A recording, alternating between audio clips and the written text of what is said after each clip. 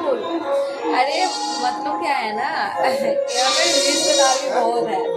मैं जब आपको बोल रही थी ना, जब मेरा बेटी है, मेरा बेटी का माम यहाँ रखे हैं, ठीक है, तो बस उससे बात कर रहे थे, मैं थोड़ा बात कर।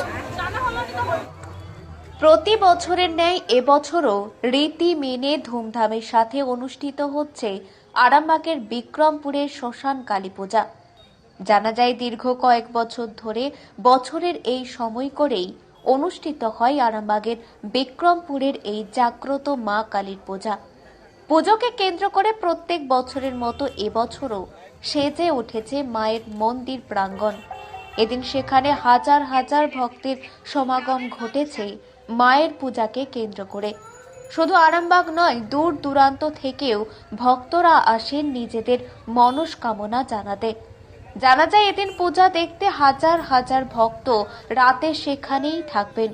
সারা রাত জেগে তারা পুজোও দেখবেন, কারণ বিক্রমপুরের মা কালী অনেক জাগ্রত বলেই জানাচ্ছেন ওই এলাকার মানুষজন সহ সেখানে আসা মায়ের ভক্তরা।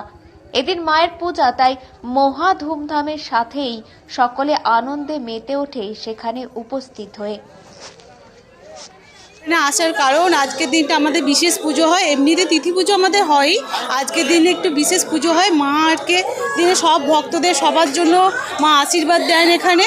আর এখানে সারা রাত আমরা থাকি, সকালবেলা আমরা পুজো নিই, তারপরে যাই প্রসাদ নিই, এখানে প্রসাদ বিতরণ হয়, দিয়ে নিয়ে আমরা বাড়ি যাই। আর মা এখানে মানে সদাই জাগ্রত, আপনি মন থেকে যা চাইবেন তাই পাবেন এখানে। ঠিক আছে, চিত্রা দাস।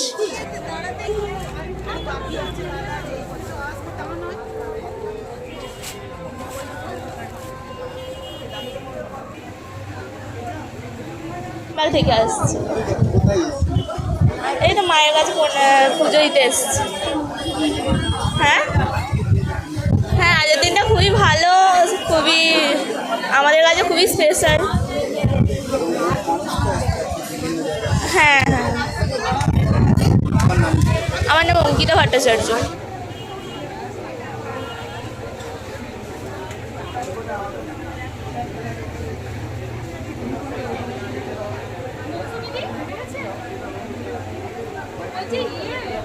আমি হাওড়া রামরাতলা থেকে আসছি।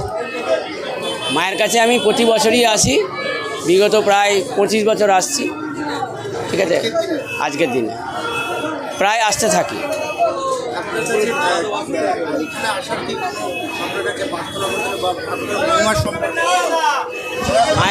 মায়ের মায়ের প্রার্থনা বলতে মায়ের কাছে আসি, মায়ের কাছে অনেক কিছু উপকার পেয়েছি, পেয়েও আছি।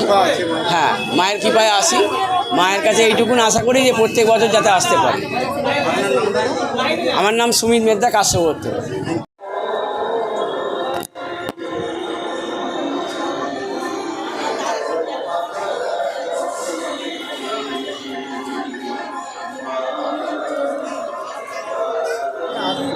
দিবারা পানপাড়া থেকে পুজো দিতে এসেছি বিক্রমপুর মায়ের মন্দিরেতে, পুজোতে। হ্যাঁ, মা বাবা আমি। একটু রাত্রে পুজো হবে, এখন সবাই পুজো দিতে এসেছে। প্রিয়া পাল।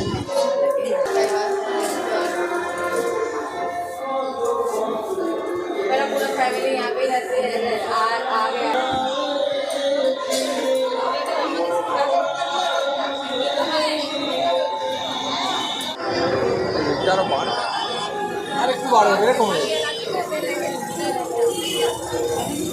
আমরা এখানে ছোট থেকেই আসছি, আমাদের আরামবাগেই বাড়ি, মানে এটা আমাদের গুরু বাড়ি বলতে গেলে।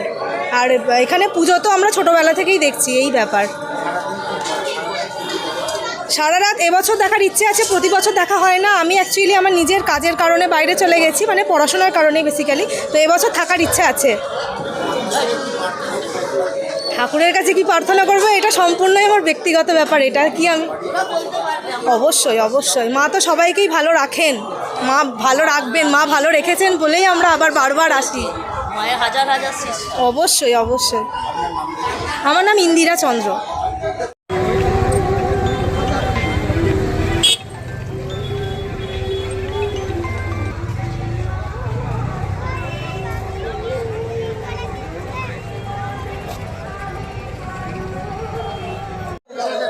জাস্ট এলাম মায়ের কাছে, এই হলো 15 মিনিট হলো এসেছি, পুজো দিতেই এসেছি।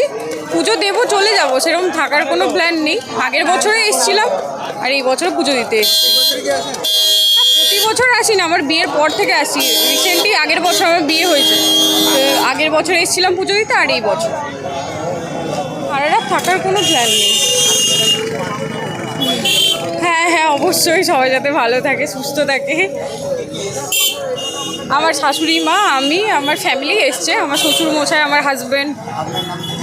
আমার নাম সুপর্ণা দে। হ্যাঁ তিলক, হ্যাঁ হ্যাঁ। না না এমনি জাস্ট এখানেই একজন পুরোহিত ছিলেন আর কি, উনি দিয়ে দিলেন। সুপর্ণা দে।